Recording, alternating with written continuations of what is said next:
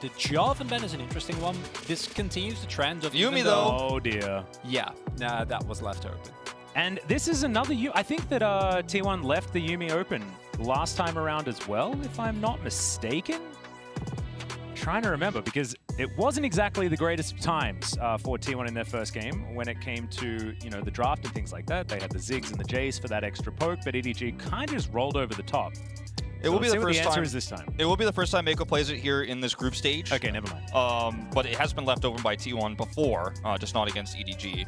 And they'll get the Twisted Fate with this Yuumi pick coming through. Faker has played that so much already here at Worlds twice already. This will be the third time. We talked about it being the targeted ban in that game against 100 Thieves just moments ago. And this time he's going to get it, but you imagine, as was mentioned by Cronicler earlier, this will be matched by the Ryze because you need to have the ability to match that rotation. Alternatively, Sylas could be a pick you go with here if you wanted to have a little bit more of an aggressive mid lane presence, but the scaling that you're going to get with the Ryze is so much stronger. I'd really like something like a Talon or a Canna or something like that to be picked up as well. We've seen these assassins paired up with the kitty cat on a book just be so incredibly powerful. And could be an option now for Jiejie if he wants to lock that one in, and the Talon is going to be his weapon of choice. And it's an incredible combo that we've seen T1 utilize with great efficiency as well, if I remember correctly. And for me, the big thing is no team have been able to actually punish this Yuumi. We've seen engage supports being picked into it. I think a Lulu makes sense. Try to match scaling with scaling. Obviously, Lulu, I don't think scales as well, but works very well together with the Aphelios. Because doesn't matter which lane we've seen picked into it, the all-in, it just can't be found, right? The summoner's advantage is too much, and then you get a freely scaling Yuumi, even have the ability to go AP, especially if you look at how AD heavy EDG already is. A lot of flexibility in terms of build paths available there as well. I really like this Lulu pick over the Leona even, because Leona is going to really struggle against this much mobility plus the poke you have even with the Jayce to get good solar flare value or Zenith Blades into a team fight. It's just so much harder to pull it off rather than trying to beat this by engage, beat it by speed, match that speed, match those rotations. That's what Lulu is going to be so great at here. Plus the survivability against those Talon dives. No, exactly right. We'll see whether the Sylas is going to get looked at here as far as a ban. Canna taken away from Oner. Not going to allow that assassin v assassin matchup. Still, technically, you know, the Zed has been played at Worlds so far. Hasn't necessarily been super successful from the jungle, but certainly still assassins available, as that Sylas ban that we were talking about is going to be removed. And now EDG to remove an option as well. Could be something like a Wukong to be taken away from Canna here, just to deny that decent matchup into the Jayce. Yeah, I think that's a safe one. I actually wouldn't mind a Malphite ban, even though it's not necessarily within T1 style. I do think that Champion is good, and to add to that, with a Enchanter support, T1 is going to lack engage. Thus far, currently their only way of trying to find engages is a Twisted Fate Gold Card, and that is, or you know, maybe a big ultimate from Guma, but that's not the most reliable. J4 already taken off, and that has been kind of the go-to for engage support, or engage junglers rather. Also, mind you, that the Ryze has not been banned, and that is still available here to pick up for EDG. They're going to go with the Poppy instead here, which gives you a little bit of both. You have some engage with this, but you can shut down some of the mobility that this Talon has, and you can, of course, look to take a member out of these fights. But I think the Ryze is definitely the one that's screaming at us right now in terms of Scout's potential counter pick here. Yep. Poppy does have the biggest no button to a Yuumi, though, and so that feels absolutely fantastic. No popping in and out if you do have that steadfast presence available. So, of course, Oner could be playing it, Canna could be playing it. We'll see where the Poppy will be going, but already Oner has played that in the jungle. No surprises as the Ryze is hovered, and it will be the Misfortune as well as the Yuumi. A version of the Bullet Hell bottom lane. This time it has the Bullet Time as well as the last chapter. Very nasty stuff here to run into, and see what this last pick ends up being to counter this Jayce. We have seen the Vladimir target banned a few times actually in response here in Worlds. The Wukong is the very common one. It's one that Canna has played so many times in the LCK. It's the one that you definitely expect to see from the LCK teams. It'll be the Kennen that's locked in instead, and this gives you a lot more engage. Rather than winning the 1v1 matchup, you're looking for better team fights later on with the already strong follow-up damage you have. And if we look at T1's comp, there's a little bit of everything. You have some side laning threat with the TF can enable that. You have good vision control. You can kite back if they try to engage onto you. But then I look at the EDG comp, And I think in terms of survivability, in terms of if you get Flandre ahead, it becomes really hard for T1 because their engage isn't the greatest. If you get Yuumi ahead, I'd say Viper, but honestly, I'd be more afraid of Meiko with how strong the Yuumi has been thus far. It makes it so much harder for you to play out. I think that while the team comp of EDG can fall behind, even though I don't necessarily expect it to, and still have a couple of avenues back into the game with those wombos, for T1, it again feels like a finicky team comp, one that you really need to execute cleanly. They were able to do it against 100 Thieves, but EDG, not the same team. Yeah, and we'll have to see whether T1 actually have a plan for dealing with this Yuumi. It feels like it might have been the Poppy, you know, that could have been their decision and might have worked in scrims, things like this, but we have to see it on the world stage before we believe it, because the Yuumi has just been way too strong every time we've seen it. Yeah, it's insane how powerful she is, and with the setups you have here for the side of EDG, you have lanes that you can win every single one of them if you play it well, and you do have, of course, your own global to match the Twisted Fate rotations in. So, I mean, there's a lot of ways where EDG just get ahead early, and I think that's where T1 is really going to struggle because their comp is fragile in terms of its engage as well. The Twisted Fate, the Kennen, when the Kennen tries to teleport in for a slice of meal, you run into that Talon, you're going to be blown up, you're going to be dead before you get that flank off. Well, here we are onto the Rift for game number 3 of the day. If EDG win this, they will be first in the group. No way that T1 can catch up. 30 seconds until T1 win, then they will be able to even things out. We could be seeing a tiebreak for that first or second seed. So a lot on the line here. Still have to see how it is all going to eventuate. I like the fact that T1 do have some sort of front line in this Poppy that Oner does have. Their team fighting power is going to be there. But I'm just looking at Talon Yuumi, wondering whether T1 have enough to stop it from just being disgusting, like we've seen already. Yeah, and that is a big ask, and not something I know if T1 can necessarily make happen. I do think that the Cannon specifically, if he can get ahead, which we've seen T1 already play in the last game as well, relatively strongly towards Canna. And one of my biggest criticisms of Canna throughout summer was that even when given resources, he wasn't really able to utilize them as well as some other top laners. That has not been a problem anymore. When given resources, he's been able to snowball very, very well with Keria and Guma waiting in the brush, but Viper and Meiko are very aware that this is happening. One step ahead, not going to walk into that one. Could have been one way to just end this Yuumi right at the very beginning. It's not happening, Wolf. I And think they we knew all exactly collectively what was want going it. We want it. But I don't think it'll Not going to happen. Look, I think I'm one of the most pro Yuumi casters that we have at this event. I'm excited to watch Yuumi in the meta. You know, it's my first year of casting League of Legends, so I haven't dealt with the previous Yuumi metas that the rest of you guys have lived through, but, you know, I'm always excited to see it. I thought you were going to say, like, I'm the most pro Yuumi, and I still don't like it. That's what I was expecting you to say. I was a little bit disappointed. But no, I think you know, she can have her place, but she's just looked so extraordinarily dominant that it does make it a little bit difficult. We'll see whether T1's answer is going to be enough here, as it looks like they are going to be able to get the level 2 first, and so that's definitely good news. Able to get a decent amount of pressure, and we've already seen that both these teams play around their priority very well. EDG obviously in a more kind of chokehold fashion, where there was no possibility for their opponents to ever get back, as we see some trading here in mid. But T1 did something similar against 100 Thieves, where they were able to find continuous leads across the map and secure that early vision and get some objectives. Yeah, a little bit of a pause here. Not entirely sure what it's about just yet. We'll update you as soon as we find out.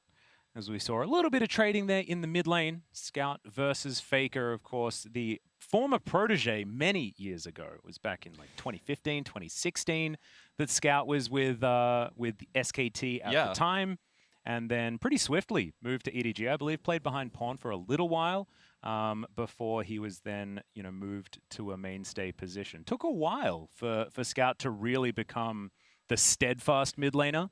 Yeah. But really has solidified himself. It's really interesting to see the evolution of how T1 subs have come to be over the years, because obviously long ago, back when we had those blind picks 2 Shens, there were a lot of sister teams in Korea, right? So you could have 2 full teams that could compete together in champions, right? So you could have 2 rosters that are scrimming against each other, developing together. And as that rule was changed, and now you have to have 1 team, T1 has still kind of always been ahead of the curve in terms of having a second lineup of trainees, always having substitutes for even their top players like Faker, who've grown and improved. And Scout is one of those great players who was under Faker's wing, finds himself having a really strong career, and now, might be vying for a World Championship title. Yeah, certainly looking good enough to do so right now.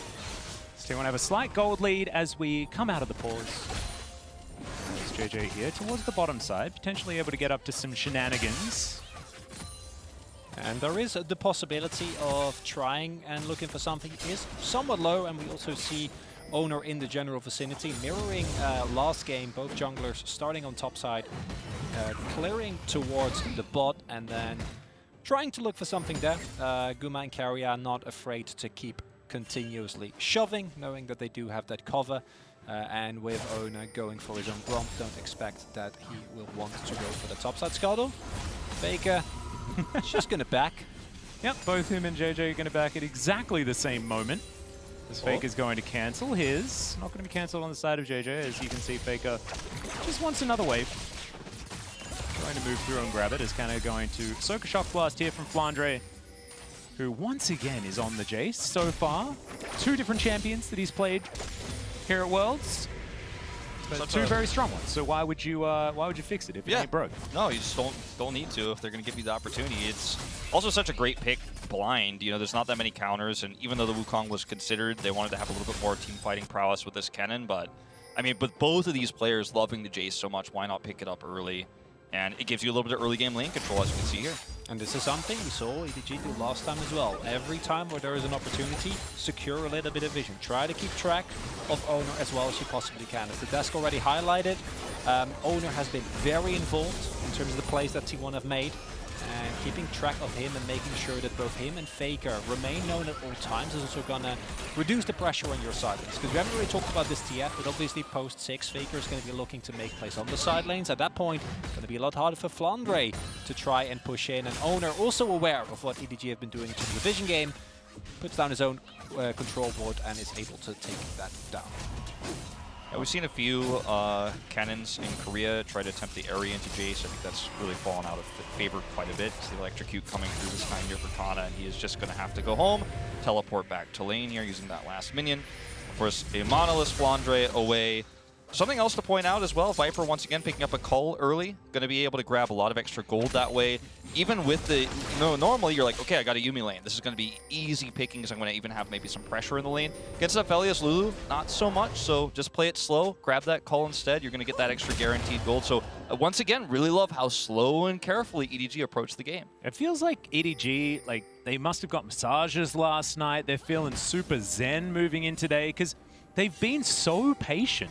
Even in their previous match, it was slow and steady, but it never felt like there was a chance for their opposition. It's happening once again. We've got a whole bunch of defensive options as far as summoner spells for the bottom lane as well, as Oner is going to be discovered here as Meiko gets into position on the Talon. This is exactly where Yuumi is designed to be in this composition, and it's starting a little bit earlier this time around as the Drake has spawned. First one will be an Infernal.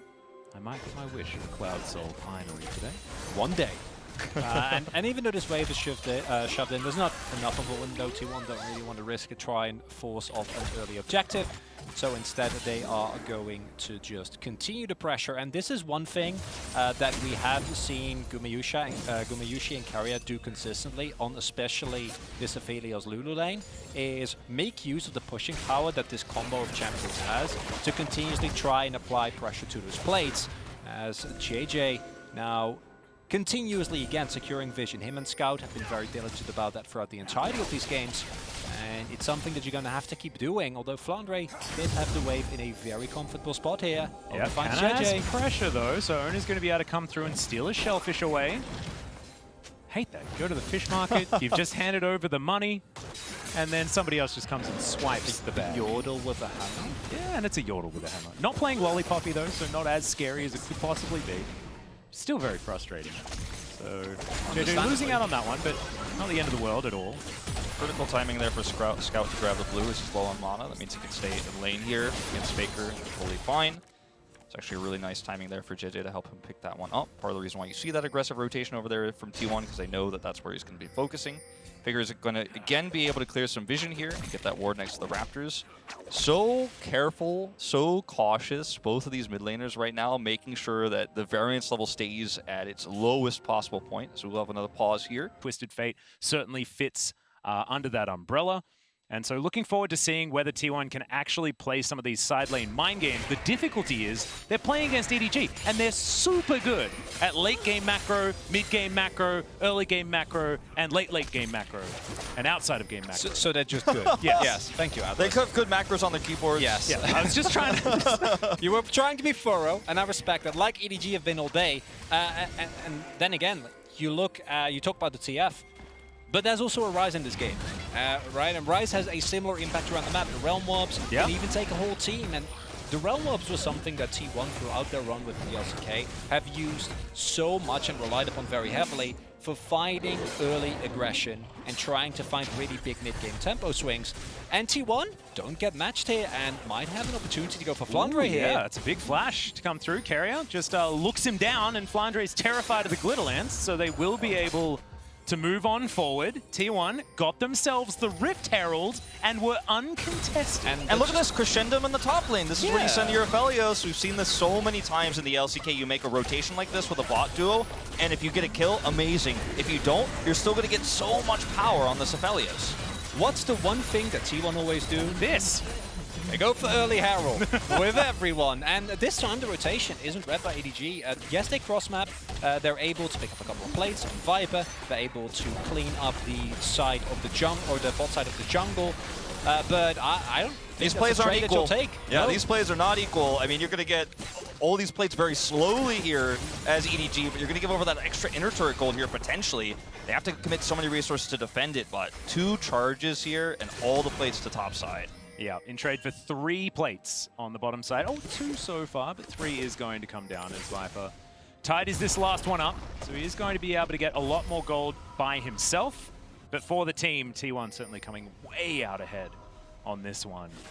Scout moving down, looking to clear out some vision. So EDG are actually very good at denying T1 their Herald play that they love to go for in their last matchup. So of course it was no surprise to them that this was the play that T1 made. I have a feeling that because EDG were getting shoved in so effectively by T1 on the bottom side of the map, they weren't able to have that tempo and the priority to get themselves around the map as early as T1 were. So it felt like they just didn't have the resources to make the play.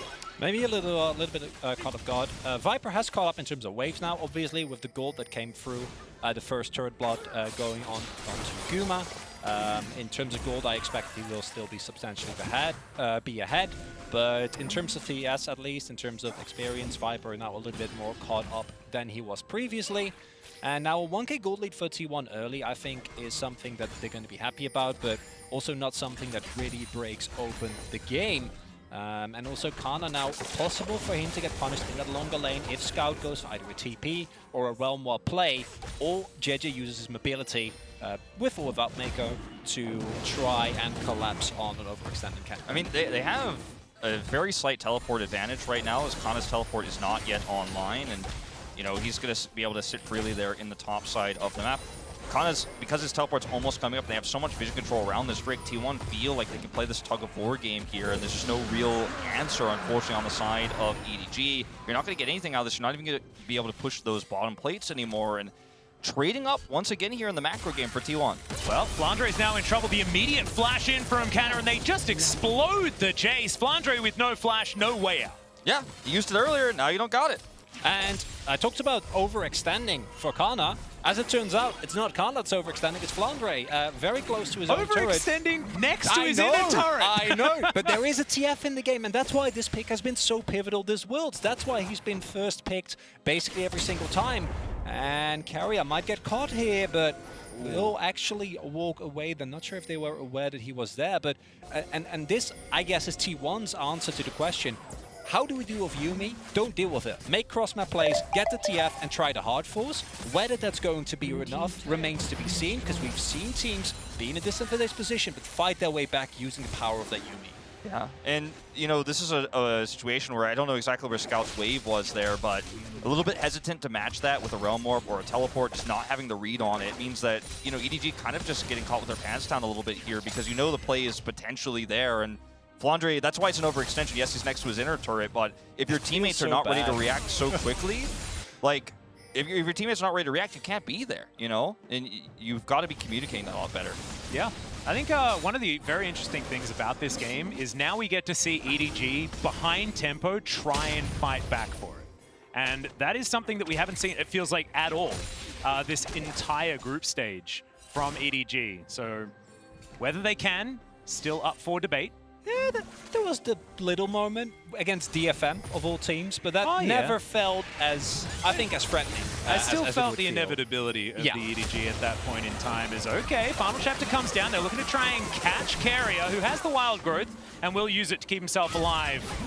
Now heroic charge from Oner, he's going to take himself down this Rift Scuttler, and EDG trade some ultimates for a wild growth. No objective to fight over here either for EDG, so even if you do end up getting that pick, you're not going to get much out of it. Keria is very happy to trade one ult for two. Yeah, still nerves as well. Keria had his flash, like, no, I'm fine. Yeah. I can just It walk took him out a long of time to press his R button as well. He was really trying to do as well as he could. Now the call is finished for Viper, so we will be able to cash in on that. And the first item spikes do come in across the board. And want to reiterate that this is a good, substantial lead for T1. But until we see the Ocean Drake and a possible Cloud Drake go towards them, I'd still keep in mind that the EDG composition, when matched with an overextension, over-aggression or misposition in a team fight, can very quickly shut it down. But I am impressed because, as you pointed out, Atlus, I do feel like we haven't seen EDG really get threatened in the early game. Most of the time, again, not counting the FM game, and that, I think, came as a very positive surprise to all of us. Yeah, absolutely. And I think that, you know, T1 have been very good, especially recently, at playing through early game advantages that they picked up. That was sort of their bread and butter. That's what a lot of people have been talking about in relation to T1, as Oner now lying in wait, going to get raked, but not going to get dashed on because, of course, he's Poppy. Steadfast presence, pretty good ability. Therefore, no engage possible. Yeah, very nice attempt here for T1 to actually kind of bait a fight. Ow. Wild Growth's about to come back up. They're actually committing. Yeah, big Destiny to come forward. And by big, I mean Faker's just going to head into that Pix Brush. You're going to lose a lot bottom with this, actually, as T1. Trading a turret maybe for Shirley as Gumayusi just trying to bully his way back towards this mid lane. Clears out the minion wave. So this is all T1 against the clock as they want to be able to take Shirley. Scout has teleport, so he can join this fight if EDG wants to commit. Getting the turret as well, so they're trading up. He just wants more. He's just trying to slow us down, but T1 are going to get it. Yep, Canna also trying to rotate around, but he's not quite in position. But T1 do manage to lock down the Rift Herald. Now Faker moving on in. There's the final chapter. Maybe a flash needs to be used, but no, it's going to be the stopwatch first. As that bullet time just to zone T1 away from their turret. Now the teleport's going to come through. Moonlight Vigil comes down from Gumayusi already. So much damage available. The flash forward. The dash cannon as well from Canna, but now they're trying to turn it around. The Yuumi, unfortunately, oh no, Meiko tries to save his jungler, but instead throws his life away, and T1 wipe the team fight. Such a beautiful fight from T1. You have Canna on the flank on the left side there. He gets into a position to push, and then as soon as Edward Gaming push a little bit too far, he can teleport in. You've got that lockdown there. And Edward Gaming, they have a comp that can blow up single targets. They have a lot of burst damage. They have a lot of mobility. But if you actually get the jump on them first when they overextend, T1's composition has so much power. Now we're looking at a 4,000 gold lead. Also mind that one of the biggest tools that you have available as EDG is that bullet time. And that was thrown fully into a Faker that just pressed his stopwatch. Still with the heal, still with the flash available. And with those down, no opportunity for EDG to come back into it. Yeah, and here's the new Axe Effect replay. This was the zoning ultimate to come through from Viper to give them space in that mid lane, force T1 out. But Gumayusi landing this Moonlight Vigil is just so important, and the Steadfast presence is such high value. Oh, yeah. It's that flash engage from Oner, right? We talk about the lack of engage from T1. Well, as it turns out, EDG walks a little bit too far forward. Oner will not hesitate to flash. Canna on the cannon. We've seen him do it many a time. go forward very aggressively. And because of how quick and bursty that fight is, you also don't get to use one of the greatest powers of the Yuumi, which is the consistent healing that it provides and the longevity in slower, more drawn-out fights. And that's why this is a big overextension from EDG. The other thing, though, is that with Canna's positioning there, where he could have flanked around the Herald, he then goes to the top wave and is actually going to start threatening an inhibitor turret. If EDG don't commit to that play and they just walk away, Canna keeps his teleport, he keeps that pressure on. It's kind of a checkmate scenario there for T1. They're like, well, if you don't make a choice, if you don't go in, you're going to lose out a little bit. And they do commit, and they're so ready there with the Poppy Flash to punish. And now they're going to grab a second Drake here. The advantages just are really starting to stack up right now. And with the pushing power that T1 has with this composition too, they're going to start getting that deep vision. For the first time ever, it feels like EDG is not only a little bit behind, but actually really on the back foot. Yep. Now 4 members of T1 on the bottom side of the map. Flandre is going to be counter-pushing on the top side. So they are going to go turret for turret as far as those outers, but it might be inner turret falling down as well here for T1. As Oner's going to move on round the side. EDG, the rest of them getting into position as, oh dear, that is a very dead Lulu once again. As that is now Moonlight Vigil to come forward, and I think that was the ulti from Viper immediately cancelled as well. Yeah, Oner says no. I actually will not eat a bullet time. Yeah. I would rather not. But still, really nice punish from EDG. And you haven't finished the sentence, EDG on the back foot. They immediately show why you cannot overstep against this team. T1, get a little bit greedy, get the chakrams up and think, okay, maybe we can push. That's a lot of gold that's standing there. And EDG recognizes it and goes in hand. Yeah, and in this Axe replay here, you can just see, I mean, the lockdown is there. The root, the Everfrost there, the last chapter. There's no way out when you do just step that 1 foot too far over the line without flash. I really wanted to see that cancel again because it was very fun. It didn't actually have an impact at all because it was just the 1 kill. But it did be funny. Still, good disengage there from Oner as well, as Destiny's going to come forward. Faker looking for his opportunity. Everfrost onto Viper, but not too much more, as there's the empowered shock blast. Faker still looking for it, as that's a very fast red card, as now the flash forward from Canna. They get the stun onto Flandre, and he is just dead. As soon as Oner gets there and presses W, there is no way out.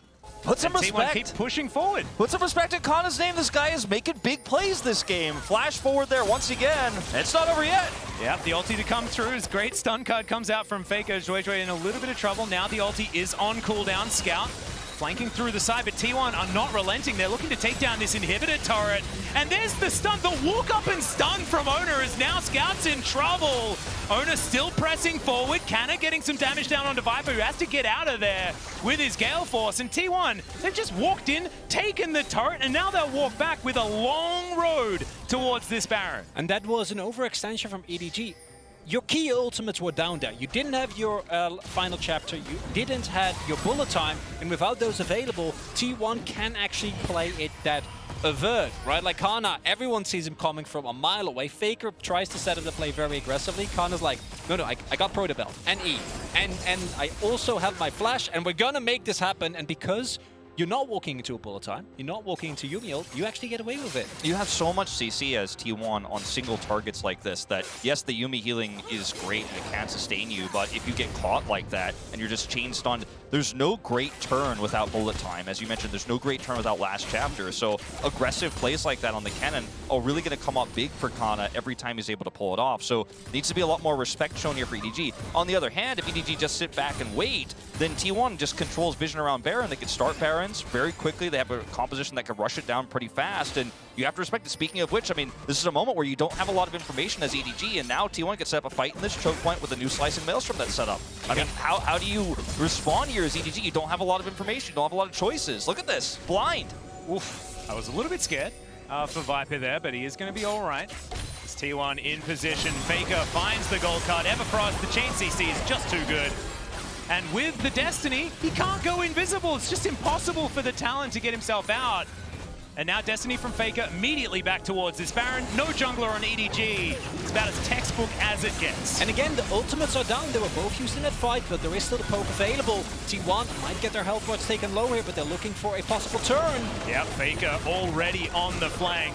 Looking for Flandre. Control board goes down as now Flandre in trouble once again. Oner is going to get on forward. He takes a lot of damage, but he's going to be absolutely fine. Once again, Canna finding everyone with his ultimate. The Realm Warp gets the Ryze out, but they're not going to be able to stop this Baron anymore. There's just no way you could take this fight without those crucial ultimates, but you can't just give up the Baron. You've got to try something. It was an incredible flank there from Faker. You lock down the Jayce and blow him up. There's just no damage realistically in this fight anymore. And that's going to be Viper's first death of the tournament. Yeah, there it is. Showmaker, 5th game. Viper, unfortunately, 5th game as well. The curse! The 5th game curse! More than 5. No one else has been that unlucky this Worlds, have they? As we're going to see it again, and you can see just you can't press R and be okay. And I think we're starting to see for the first time with EDG here, this is the heroic play from Faker where he's able to catch Flandre. They have that chain CC.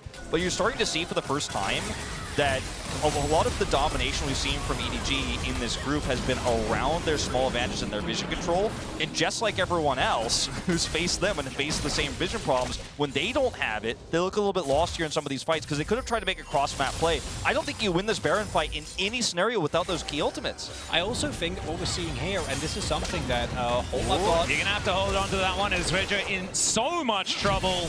Not going to be able to take his Gromp. That is illegal. But he is going to be able to flash himself to relative safety. Okay, he can go back. As I was saying, Go ahead. As he parkours his way out, I think that not having Meiko on an engage support completely changes the way that EDG can try and turn around these fights. Because what you see there is all of a sudden it's kind of up to Jiejie to walk up. Because they don't really have engage, right? Like, they're very good when T1 is engaging into them. But you see, as you already pointed out, Wolf, once T1 choke out the vision, shove in the waves, and take full vision control, what do? Like, you can find blind shock blast, but that's not really getting you anywhere. T1 are not showing on waves, so you can't try and collapse with a possible realm warp. Now, Soul Point also going over. It's not a game, too, where as EDG you want to be giving over Mountain Soul Point when you're running this Jayce, right? And even the bullet time, you know, MF is really going to struggle against this coming through. I mean, even just the solo Drake, but if they do get the soul, I mean, that's basically game over here. And even clearing vision is a challenge here for EDG. You have to respect that you don't have that vision. I think oftentimes they have not. They've played greedy. They've played like they're ahead when they're not. And it's going to be another inner turret down here. And there's no scaling argument this time for EDG. Yes, you have the Ryze, but you can't just sit on your laurels and sit back and go, well, we'll be stronger in 5 minutes. We're not that kind of, this is not that kind of game. Also something we haven't noted yet, but Keria went for the Putrifier first, which again is really good if you look at the amount of healing available, the Conqueror that's there.